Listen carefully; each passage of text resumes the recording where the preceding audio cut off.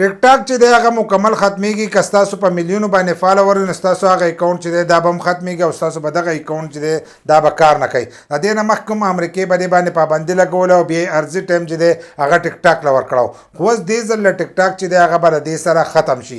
لکه ستاسو چې کوم اکاونټونه دي هغه به اوس کار نه کوي او دا خالي د امریکې والو لپاره کومو کسانو چې د امریکې اکاونټونه جوړ کړي نو هغه اکاونټونه چې دی هغه مکمل ختم شي. ځکه په امریکا کې چې دی ټیک ټاک مکمل ختموي هغوی یو نوی اپس چې دی هغه ایستلی دی لکه څنګه چې ټیک ټاک دی د دې په شانتې یو بل اپلیکیشن چې دی هغه په سپتمبر کې راوځي چې هغه اپلیکیشن هغو چالو کړو نو ټیک ټاک چې دی دا به ختم کړي. د څه د وجې نه یې ختموي هغه وایي دا چې دی دا ډیټا پټوي د دې د وجې نه چې د هغو ټیک ټاک ختموي.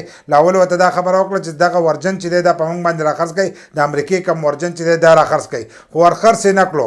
ټیک ټاک والا چې دی هغه وایي زه ټیک ټاک چې دی دا نه خرڅوم نو په خپل ځای باندې شو هغو پسې چې دی بل اپلیکیشن نه ویستو M2 د هغې نوم دی. نو کم کسان چې په ټیک ټاک کې وایرل نه دي نو هغو که په M2 کې ځان له اکاونټ جوړ کو نو په لږ وخت کې چې دی هغه به وایرل شي. ځکه نوی اپلیکیشن دی نو په نوی اپلیکیشن کې هر یو کس ته چې دی چانس میلاویدی شي. لکه څنګه چې ټیک ټاک نوی راوتلی کومو کسانو پکې اکاونټونه جوړ کړي دي نو د هغو په میلیونو باندې چې دی فالوور دي. اوس M2 چې دی دا به نوی راوځي د سپتمبر په میاشت کې نو په هغه وخت کې چې دی تاسو به دې کې اکاونټ جوړولی شئ او ستاسو اکاونټ چې دی دا هم مخکې تللی شي. خو په ټیک ټاک کې چې د کومو کسانو د USA اکاونټونه دي نو هغې ته اوس خطره جوړه شوه او په راتلونکي وخت کې چې دی دغه اکاونټونه به هم نه چلېږي او په امریکا کې ټیک ټاک چې دی دا به مکمل بند شي.